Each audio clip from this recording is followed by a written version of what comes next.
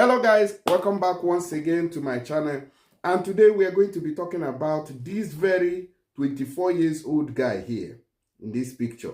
Okay, so how he defrauded a 17 years old boy in the United States of America. He has now been extradited to the US to face justice there. There's something I said last time. I said, okay, if you have not been to the US and you want to go there, by all means necessary, even in death, you want to go there. So all you have to do is just to defraud one of the US citizens, and when they want to try you, they will come and pick you up.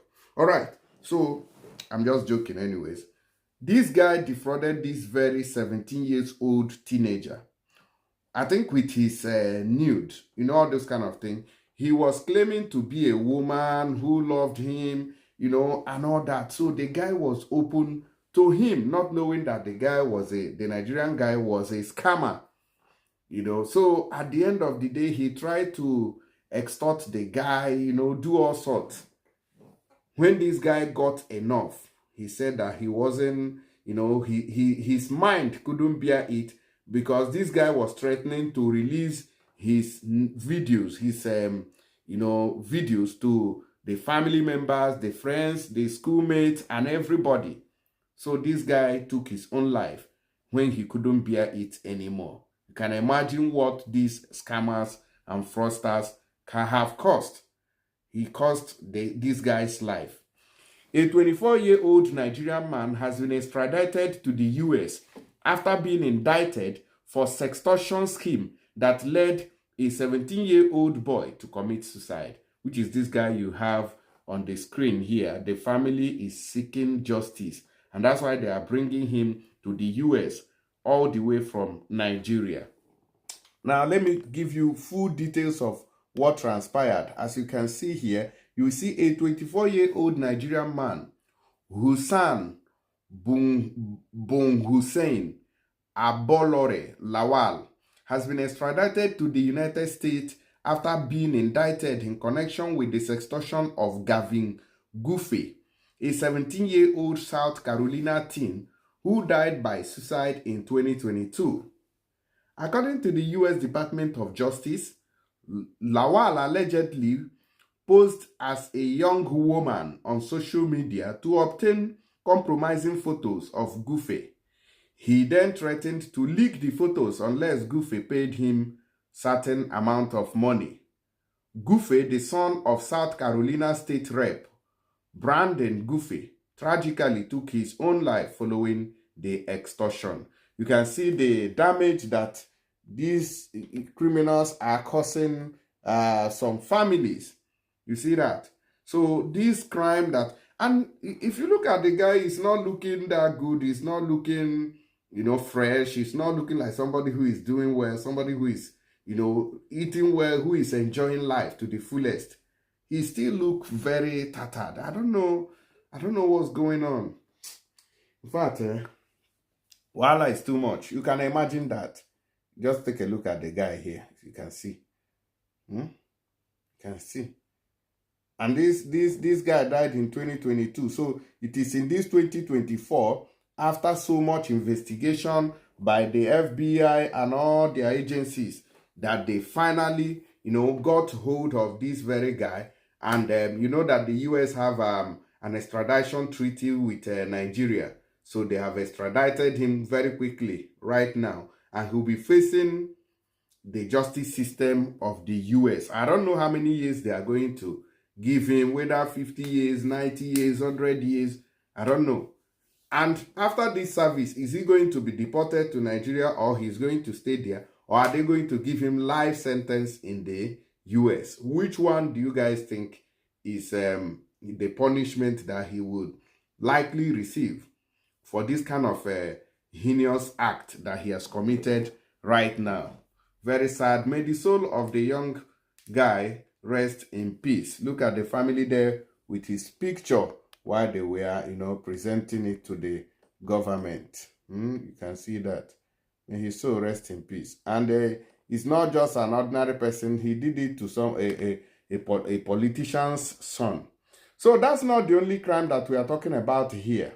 Now, another one too has happened.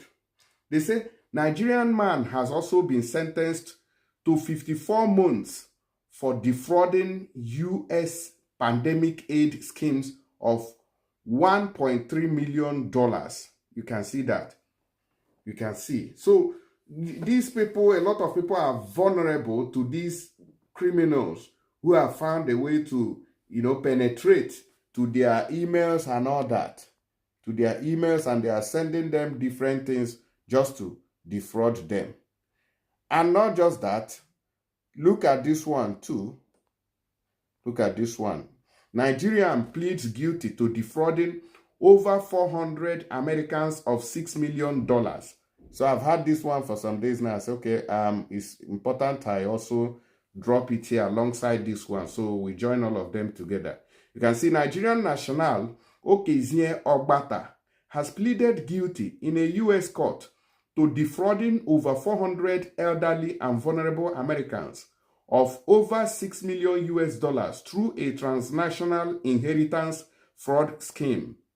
The 36-year-old and his accomplices deceived victims by sending fraudulent letters claiming to be representatives of a Spanish bank.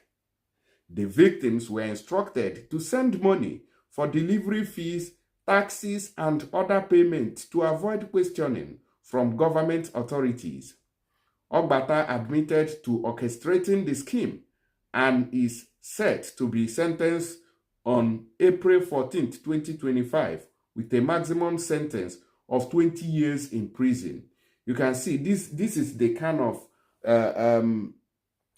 criminality that these guys are good at. They are perpetrating it, and it is, working for them handsomely. It is, I must tell you, it is working for them handsomely. So now what I don't know is, there are a lot of Nigerians who have committed crime in the U.S. And now the U.S. Is going to deport these people back to their country. So does he also have to do with these people that they sentenced to prison for, quite some time, or will he be excluding like these people now they sentenced to 20 years or thereabout? Will they cancel their sentencing and deport them to Nigeria? Or will those ones that they sentenced to like 20 years serve their 20 years complete? Please, those of you in the US, let us know how it works, because I don't know and I would like to know.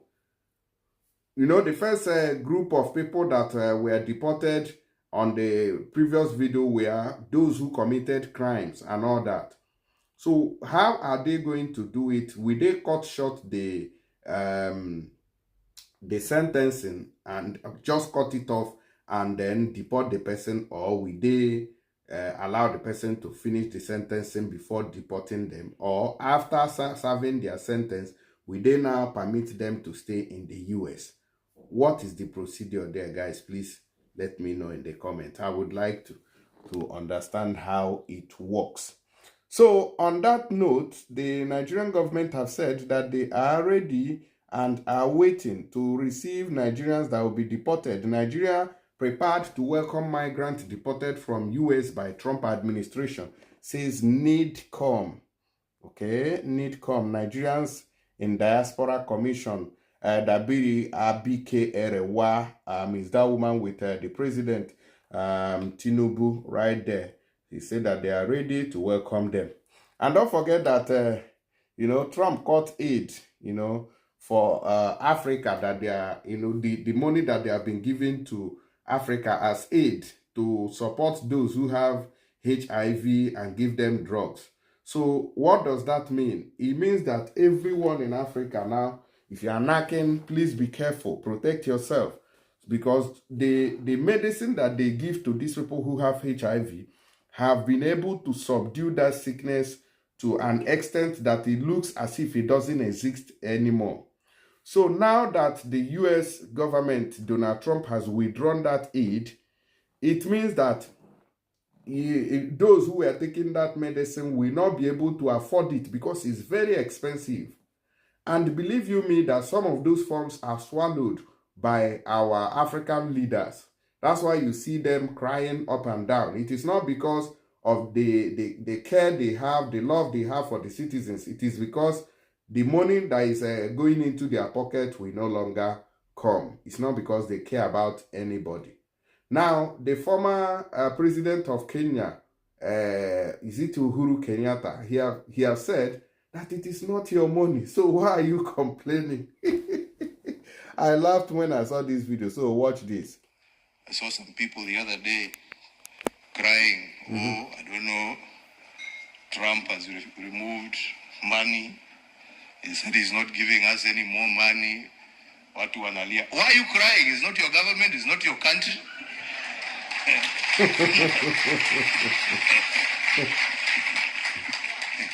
he has no reason to give you anything. I mean, he owes you nothing. You don't pay taxes in America. He's appealing to his people. Shauri yenu bana.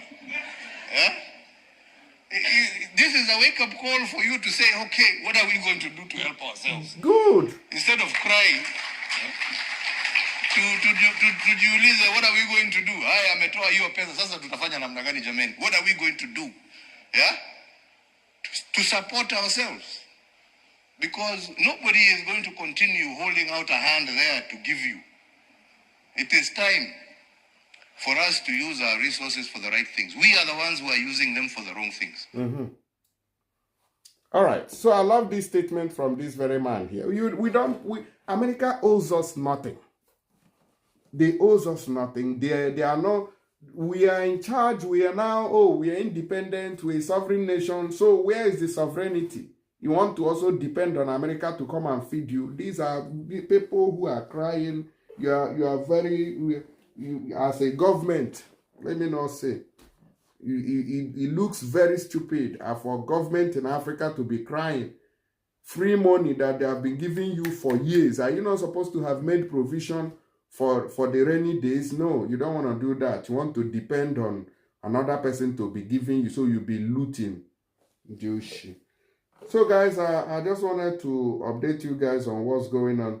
Please drop your comments below and also help me share this video so it can go viral. Or should we touch about the, welcome that the president is waiting for anybody that will be deported. The president is waiting for you. Nigeria is waiting for you to return home to your country. The federal government of Nigeria is ready to support and welcome any Nigerians deported from the United States, according to the Nigerian in Diaspora Commission, NIDCOM. Abdurrahman Balogun, Director of Media and Corporate Affairs, NIDCOM, confirmed the government's preparedness during a statement on Tuesday evening. Balogun explained that the Ministry of Foreign Affairs is responsible for overseeing the return of deported nationals, ensuring their safe reintegration. Vanguard reports that the federal government has established an inter-agency committee to manage the process, facilitating necessary arrangements for Nigerians who may face deportation. Balogun said that the federal government has formed an inter-agency committee made up of representatives from the Ministry of Foreign Affairs, NIDCOM, and the Ministry of Humanitarian Affairs and the Office of the National Security Advisor, NSA, in preparation for any potential mass deportation of Nigerians from the U.S. He added that the Commission has not received any information regarding the processing of Nigerians in the U.S. for deportation. Okay, so that is how they are preparing for those who may be deported from the U.S. under this President Donald Trump's administration. Okay, so that is that. But before I go, I will not forget to let you also know that you can send money to Nigeria using TapTapSend, a reliable app that is very fast, and also the rate is also very high. So once you use this app, use my promo code to get additional money on the money that you're sending. That's the good thing about it. So if you're sending like £100, €100, they are going to add 15 euros or 15 pounds to it. Those in America or Canada, they are also going to add like $30 or $30, yeah, to it, for those in America and Canada. So I think it's an opportunity for you to also increase your money, and you're not going to pay anything as a first-time user. Then when you want to do another one, they collect only just a little change for using that my promo code. That's the good thing about it. I'll see you guys on the next one. Please don't forget to share this video to others. God bless you.